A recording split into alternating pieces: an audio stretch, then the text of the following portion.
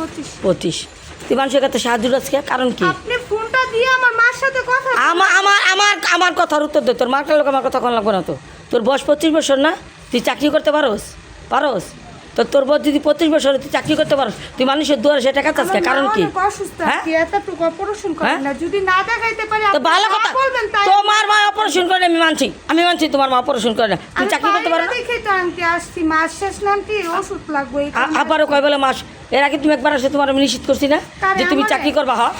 Aunty আমি বলতে পারি না আন্টি, আপনার আমি অসম্মান করলে আপনি আমারে বলতে। আমি এখানে সম্মানের কথা বলি নাই। তুমি একজন জোয়ান মানুষ, তোমার বয়স 25 বছর বয়স, তুমি ইচ্ছা করলে কাজ করে খাইতে পারো, পারো না? কাজ করি এমব্রয়ডারিতে কাজ করি। এমব্রয়ডারিতে কাজ করো, বেতন কত পাও? বেতন 8000 টাকা। হ্যাঁ 8000 টাকা। 8000 টাকা বেতন পাও। তাহলে তুমি কেন মানুষের দুয়ারে আসছো? আন্টি আমি পারি না দেখি তো আসছি।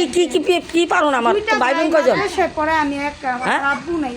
দুইটা ভাই, তোমার মাদ্রাসায় পড়ে, তুমি একা, তোমার আব্বু নাই। বাসা কোথায়? বাসা আমার ফতুল্লা। হ্যাঁ ফতুল্লা। তোমার বাসা? বললেন আপনারা আমার বাসায় অবশ্যই তোমার বাসা যাওয়া উচিত।